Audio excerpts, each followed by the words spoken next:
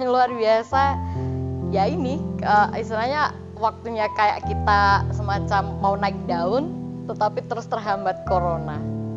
Gimana rasanya? Kayak gitu.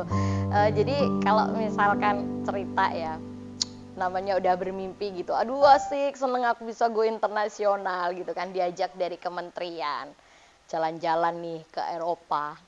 Ternyata kan itu targetnya bulan April, jadi kita April itu ke Ukraina, terus pokoknya keliling Eropa deh itu. Udah siap naskahnya, udah siap medianya, dan ternyata cancel gara-gara corona. Itu yang berkesan dan aduh gemes gitu kayak gitu. Tapi kalau misalkan yang lucu apa ya, pas pementasan terus ditemenin suami, kitanya eksis gitu ya di panggung pakai ini bajunya udah sobek-sobek gitu karena eventnya kan lagi kayak macam band kayak gitu, terus suaminya jadi tukang parkir.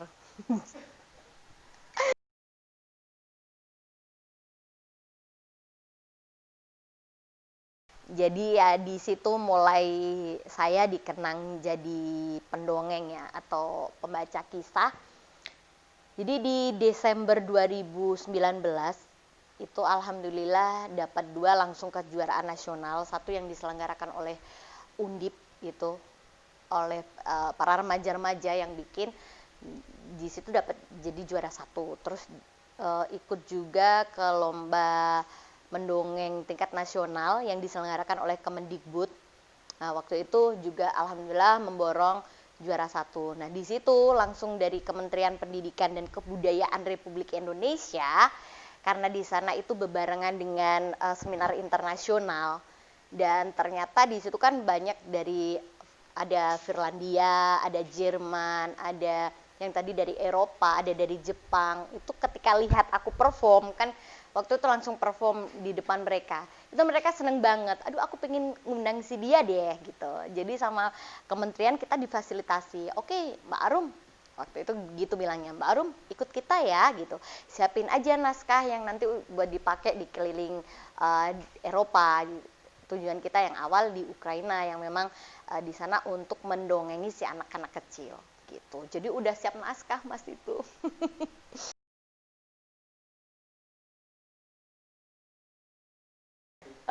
Waktu ditawarin itu mas ya jujur. Jadi di sini tuh aku tuh menyembunyikan kelemahan mas sebenarnya. Mungkin semuanya juga punya kelemahan ya.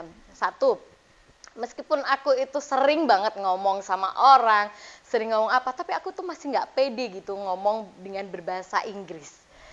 Itu yang tantangan banget kan. Aduh aku sampai ya Allah kak ini besok yang dari pihak kementeriannya, aduh kak aku pokoknya besok kalau misalkan ngomong sama bule gitu dampingin aku ya gitu, walaupun oke lah tes TOEFL-nya itu bisa sampai yang diminta kan di atas 500, itu bisa sampai di atas 500, tetapi kan beraninya kita ya, kita bukan orang asli negara asing gitu, dan kita harus berbicara dengan bahasa Inggris, itu yang kesulitan yang utama gitu. Kalau misalkan tinggal ngatur naskah gitu kan, kita nulis naskah udah disetorkan sama ahli, ditranslate gitu bisa, kita belajar bisa. Tetapi masa sih cuma kita dongeng aja, otomatis kan nanti kita akan berbincang-bincang dengan bule itu gitu. Bule itu akan nanya gimana alur ceritanya, misal kayak gitu. Aduh aku kalau nggak bisa jawab gimana gitu. Itu yang aku belum kuasai saat ini gitu. Lah aku salah satu caranya gini, ayo Bi kita tinggal di Inggris gitu. Kan kalau tinggal di luar negeri kan mau nggak mau itu kita dipaksa untuk bisa bahasanya sana. Tapi kalau misalkan kita bahasa di sini ya, apalagi yang nggak sehari-hari, misal mau ngelatih ngomong sama suami pakai bahasa Inggris, aduh gaya banget kan gitu. Mau latih ngomong sama ini, halo mas, how are you today, kok gaya banget kan, kayak gitu ya. Ya dibawa belajar gitulah mas.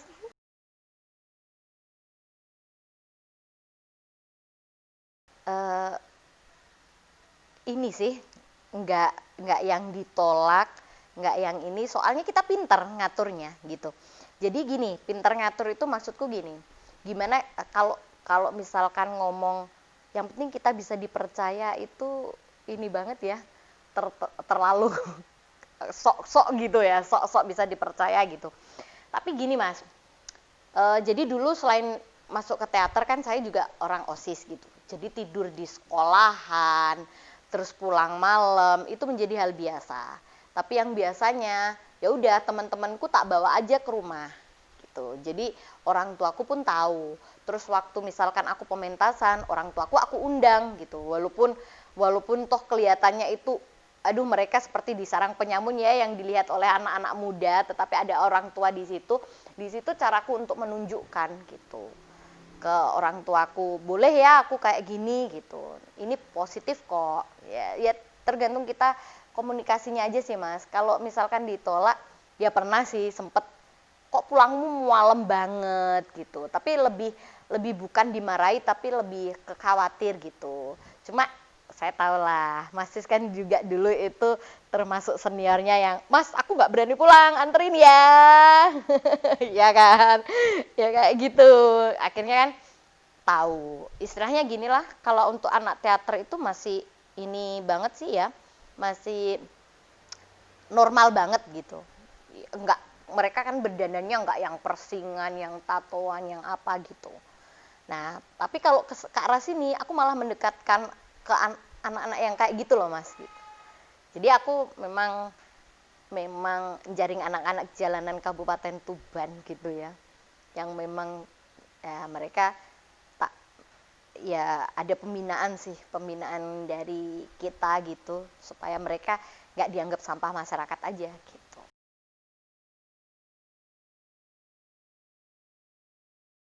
Memang sih ya teater itu kan kerap dengan dunia malam, karena kalau nggak malam ya nggak mungkin bisa main teater gitu. Ya mungkin sih, cuma nggak asik aja karena bagusnya teater itu kan ada pencahayaan lampu gitu ya, ada waduh kesannya macam kalau ada gending-gending gitu terus ditampilkan malam hari itu kan wah rasanya bikin merinding, kan itu yang sebenarnya diharapkan. Akhirnya muncul image negatif itu, anak-anak teater itu suka dengan dunia malam gitu kan. Padahal dunia malamnya itu juga positif gitu. Kenapa aku bisa berkata positif? Yaitu tadi, susah loh buat pemain pengiring musiknya teater itu susah gitu. Mereka harus berproses banget gitu ya. Ngapalkan ini, membuatnya setempo dengan intonasi yang dikeluarkan oleh tokohnya, itu susah banget. Belum lagi jadi seorang tokoh, belum lagi nyari kostumnya, belum lagi make up-nya. Buat mereka yang nggak tahu, kayaknya aja teater itu gitu aja gitu. Tapi sebenarnya di situ banyak proses yang membuat kita itu belajar gitu. Dan positifnya di sini saya ngambilnya positifnya di teater itu ya mungkin buat ini kalau disaksikan oleh orang tua gitu ya. Teater itu mengajarkan kita sebenarnya, kalau ini saya secara pribadi ya, ketika saya ingat bener masih ini yang dulu itu pakarnya ketika kita berkonsentrasi. Bahkan saya bisa berkata Mas ya, untuk anak-anak yang sekarang itu teaternya bagus-bagus, tetapi konsentrasi mereka, penjiwaan mereka menurutku itu kurang. Kalau kategori 0 sampai 100 nilainya itu baru 60.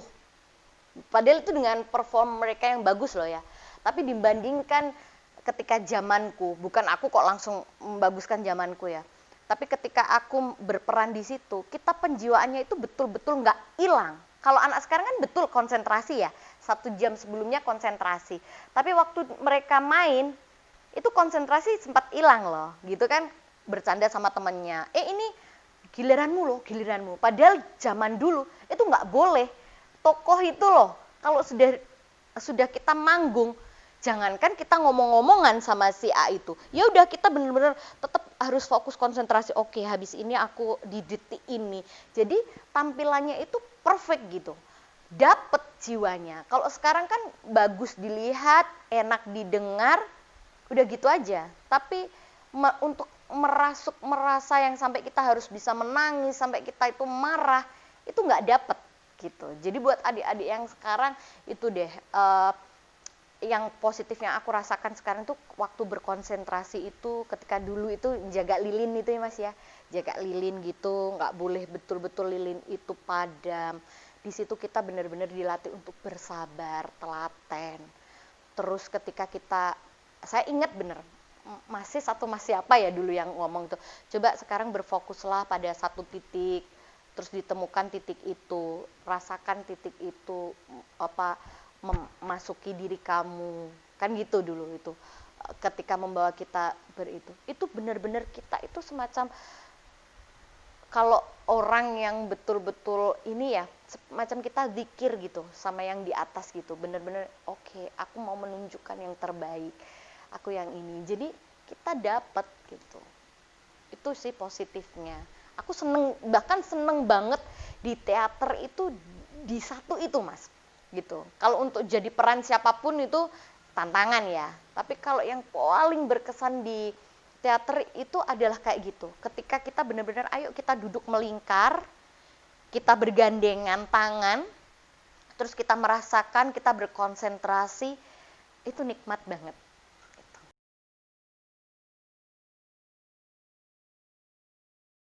Masih waktu ngajarin aku tuh masih muda gitu ya. Lah sekarang itu termasuk menurutku sih anak mudanya itu lebay gitu. Kadang marah-marah gitu. Iya kan Mas ya?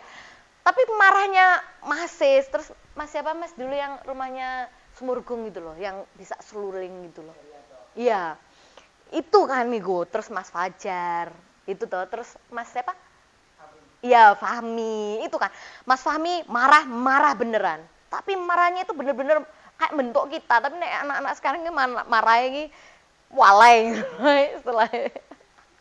Itu yang hilang Mas. Aku kadang aduh eman-eman banget ya anak-anak sekarang itu, dia memang bagus tapi menurutku itu kurang gitu loh Mas, rasane itu loh.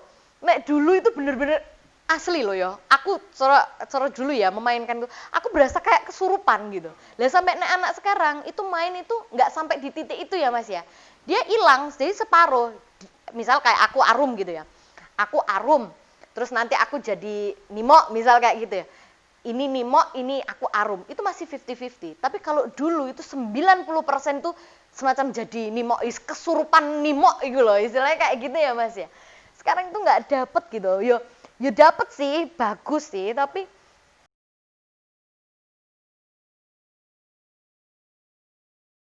kalau memang kan dulu aku seneng gambar Mas, tapi memang dipoles sama, dulu aku kan SD Kebonsari 2, Pak siapa ya itu, dulu aku nggak tahu gitu.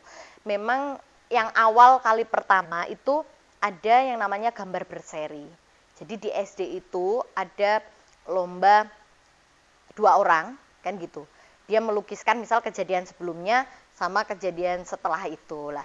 Di situ dapat temanku yang memang dia benar-benar pelukis. Ternyata kurang satu kan akhirnya.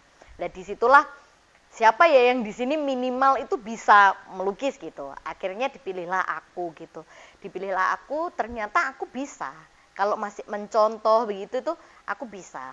Karena memang ibuku itu seneng gambar. Nah di situ akhirnya kok dilalai ya dapat juara 1 di gambar berseri itu. Terus dapat ikutan lagi yang tidak gabungan gitu ya, kita aja gitu ya, alhamdulillah dapat gitu ya. Cuma beberapa kali sih Mas, eman sih sebenarnya, tapi kok nggak didalami gitu. Cuma kalau dikatakan bisa, cuma kalau sekarang itu gambarkan itu antara memilih membuat cerita imajinasinya dongeng sama ketika menuangkan imajinasi kita ke lukisan, itu beda. Kalau lukisan itu sudah blank kayak gitu, tapi kalau yang untuk dongeng masih masuk. Tapi kalau misalkan darah seniman lukis itu udah sampai adikku Mas, yang jadi sekarang yang betul-betul mendalami lukis itu adikku. Jadi adikku ngambil jurusannya dia di ITB sama kita anaknya Pak Pendi itu ya. Jadi dia ngambil di ITB, tapi ngambilnya masuknya sebenarnya dia pengennya di DKV, tapi masuknya di desain produk. Cuma dia seneng banget ngelukis dan memang pinter banget. Cuma kalau yang kayak lukisan-lukisan yang di masjid kayak gini itu enggak, dia bikinnya ke kartun gitu, ke komik Nah, gitu itu dia. Cuma ya memang itu bakatnya yang dari ibu. Kalau aku sih sekarang memanfaatkan lukis itu ya untuk membuat karya dongengku gitu. Ketika aku mau membuat cerita yang itu harus aku bikin sendiri ilustrasinya, aku gambar. Gitu.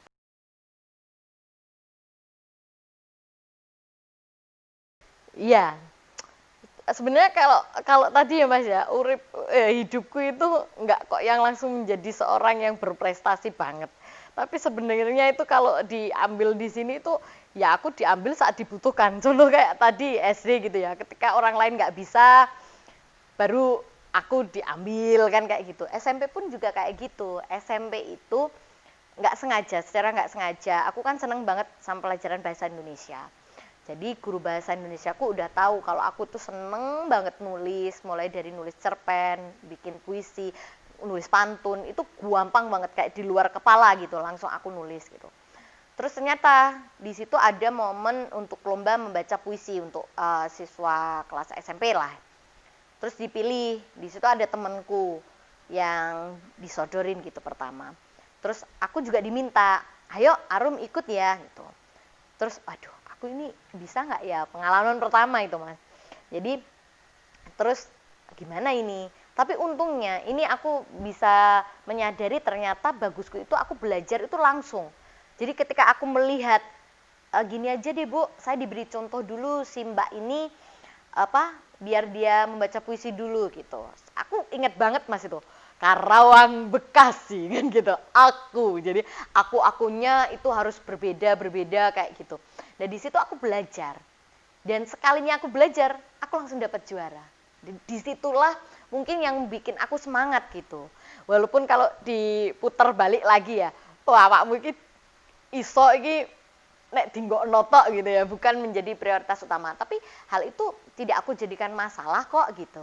Yang ada, yang penting ketika aku ditunjuk, aku nggak mengecewakan orang itu gitu. Jadi lebih alhamdulillah ketika aku diambil walaupun itu dijemput bukan pilihan ya, tapi nyatanya aku di situ bisa memberikan prestasi. Itulah titik prestasi sebenarnya di aku itu Mas.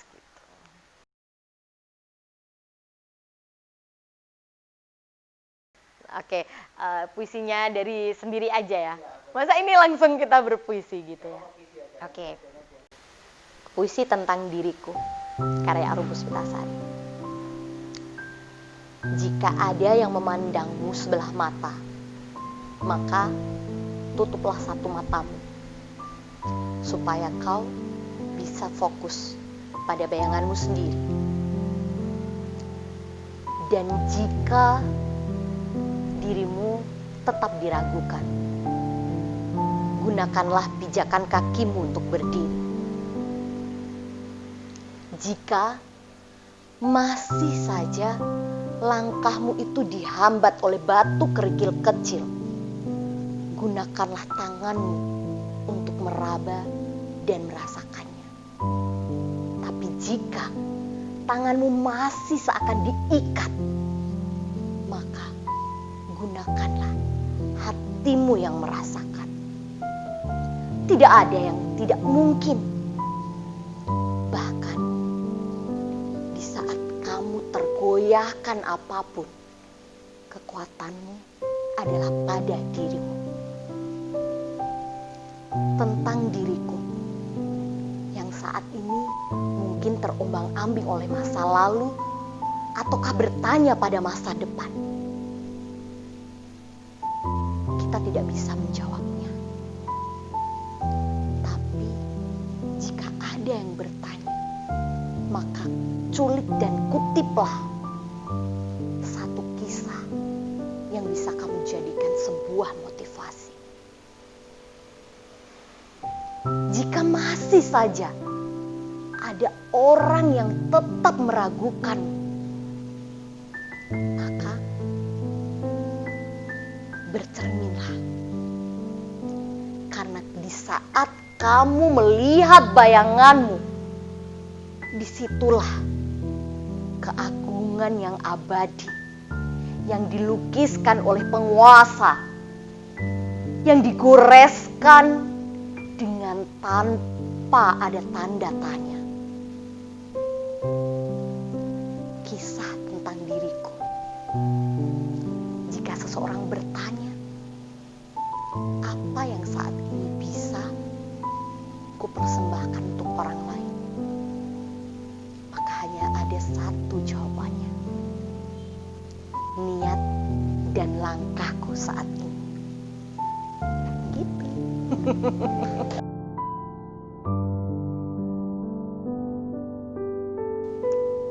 Aku apresiasi banget sih sama Mas Sis dan teman-teman yang saat ini menyuguhkan media di Art Media Net ini ya. Jadi mengupas besar tentang kesenian. Artinya benar-benar kita menculik yang tadi, sebuah keindahan. Karena menurutku, mungkin menurut orang-orang yang ada di sana, kesenian itu adalah keindahan. Jadi jangan lupa subscribe ya. Gitu ya. Oke.